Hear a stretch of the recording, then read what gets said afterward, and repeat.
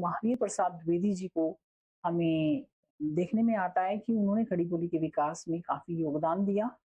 सरस्वती पत्रिका के संपादक के रूप में जब वो 1903 में आते हैं, तो वो खड़ी बोली को काव्य भाषा के रूप में अपनाने पर जोर देते हैं।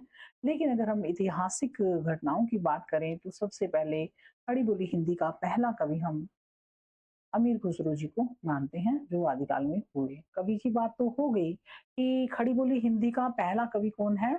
अमीर खुसरो। अमीर खुसरो की आपने बहुत सारी पहेलियाँ, मुकरियाँ सुनी होंगी। तोताए हिंद कहा जाता है अमीर खुसरो जी को, और इसके साथ-साथ निज़ामुद्दीन औलिया इनके गुरु रहे। इन्हें इतना प्रेम था कि निज़ामुद्दीन औलिया की डेथ के आई थिंक जब इन्होंने समाचार सुना, तो इनकी भी डेथ हो गई थी उस टाइम पे।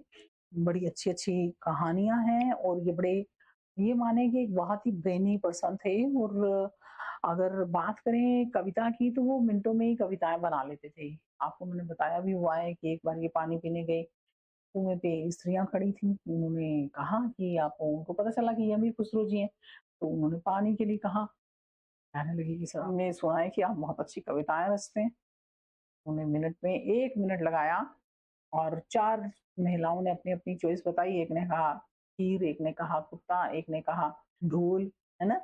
और पानी, ऐसे-ऐसे करके। तो बहुत ही अच्छी पंक्तियाँ हैं। खीर पकाई जतन से, चरखा दिया जला, कुत्ता आया खा गया, तो बैठी ढोल बजा। खाली कुंवारी इनकी रचना है, जिसे एक शब्दकोश के रूप में जाना जाता है। और तोताए हिंद कहे जाने वाले खड़ी बोली हिंदी के पहले कवि रहे अमीर खुसरो। आज हम आगे की चर्चा करेंगे कि खड़ी बोली गद्य की कौन-कौन सी रचनाएँ हैं। सबसे पहली बात हम यही करेंगे कि ये किस एरिया में बोली जाती है। तो दिल्ली और मेरठ के आस-पास की भाषा। देखो, ये मैं आपको नोट्स बनाने भी बता रही हूँ। दिल्ली, मेरठ के आस-पास की भाषा।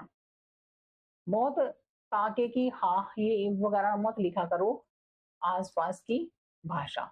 अब कहाँ आप बार-बार लिखेंगे कि यह दिल्ली के और मेरठ के आस-पास की भाषा है, नहीं, ऐसा कुछ नहीं करना।